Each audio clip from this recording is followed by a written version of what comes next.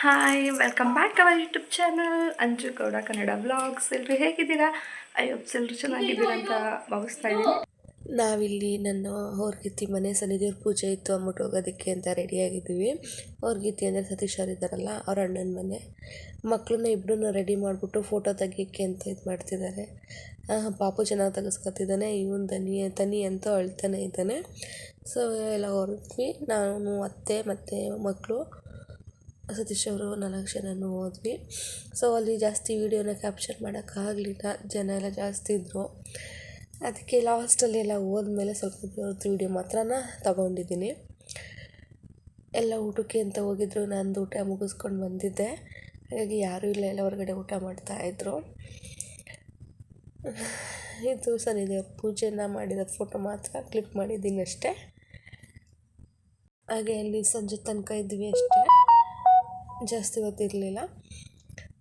ಮತ್ತು ಇದು next day blog, ಅಂದರೆ ಸಂಡೇ ಬ್ಲಾಗು. ನಾವಿಲ್ಲಿ ಅಮ್ಮ ಮತ್ತು ಮಕ್ಕಳು ನಾನು ಎಲ್ಲ ಒಂದು ಸತ್ಯನಾರಾಯಣ ಸ್ವಾಮಿ ಪೂಜೆ ಇದೆ. ಈ ಪೂಜೆ ಬಂದು ಸತೀಶ್ ಅವರ ಅಕ್ಕನ ಮನೆ.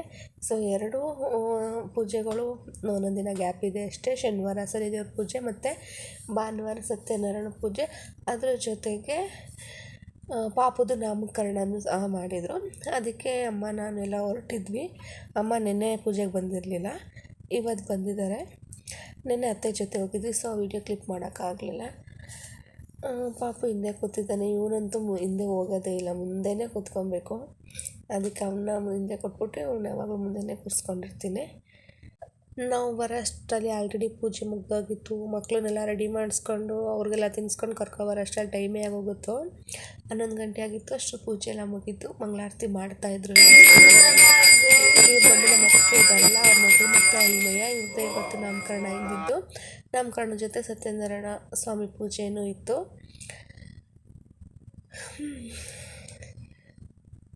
ಹಾಗೆ ಇಲ್ಲಿ ಪಾಪುನ ತೊಟ್ಲಿಗೆ ಹಾಕ್ತಾಯಿದ್ರು. ಇಲ್ಲಿ ಪಾಪುಗೆ ತೊಟ್ಲು ಶಾಸ್ತ್ರ ಮಾಡ್ತಾಯಿದ್ರು. ಫಸ್ಟು ಗಂಡು ಮಕ್ಕಳನ್ನ ತೊಟ್ಲಿಗೆ ಹಾಕಬೇಕು ಅಂತ ಅಂದ್ಬಿಟ್ಟು ನನ್ನ ಮಗನ್ನ ತೊಟ್ಲಲ್ಲಿ ಮಲಗಿಸ್ತಾಯಿದ್ರು. ನಾನು ತನಿಷ್ನ ಮಲಗ್ಸಂಗೆ ನೋಡಿದ್ರು, ಅವ್ನು ಮಲಗಲಿಲ್ಲ, ಹತ್ಕೊಂಡು ಊಟ. ಅದಕ್ಕೆ ಧನುಷ್ನ ಮಲಗ್ಸೋಕ್ಕೆ ಅಂತ ಅಂದ್ಬಿಟ್ಟು ಎಲ್ಲರೂ ಇಟ್ಕೊಂಡು ಮಲಗಿಸ್ತಾಯಿದ್ರು 5 ಜನ. ಅವ್ನು ಸುಮ್ಮನೆ ಎಲ್ಲ ನೋಡ್ತಾ ಇದ್ದ, ನಗ್ತಿದ್ದ, ಅವ್ರು ಮಾತಾಡ್ಸೋದೆಲ್ಲ ನೋಡಿಕೊಂಡು. ಅಂದರೆ ನನಗೇನು ಗೊತ್ತಾಗ್ತಿರ್ಲಿಲ್ವಲ್ಲ.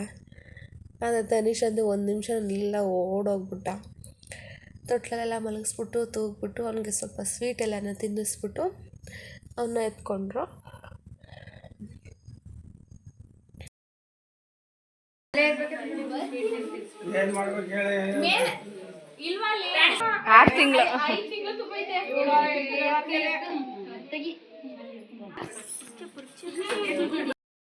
ಇಲ್ಲಿ ಇವಾಗ ಪಾಪುನ ಮಲಗಿಸಿದ್ರು. ಇದು ಬಂದು ಹೆಣ್ಣು ಪಾಪು. ನಮ್ಮ ಅತ್ತಿಗೆ ಮಗಳಿಗೆ ಇದು ಸೆಕೆಂಡ್ ಬೇಬಿ. ದೊಡ್ಡವಳು ಬಂದು 8 ವರ್ಷದಲ್ಲಿದ್ದಾಳೆ. ಇದು ಸೆಕೆಂಡ್ ಬೇಬಿ, ತುಂಬ ಕ್ಯೂಟಾಗಿದ್ದಾಳೆ.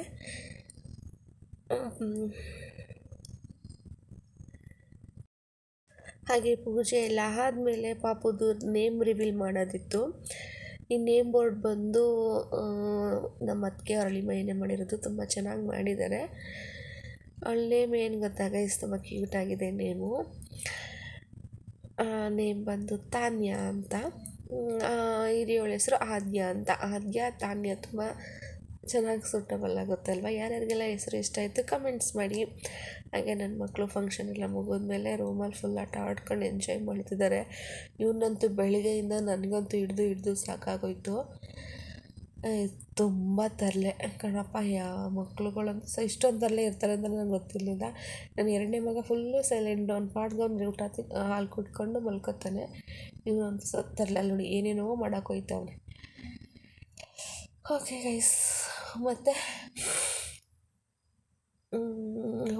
ಊಟಕ್ಕೆ ಅಂತ ಹೋಗಿದ್ದೆ. ನನ್ನೆಲ್ಲ ಊಟ ಎಲ್ಲ ಮುಗಿದಿತ್ತು.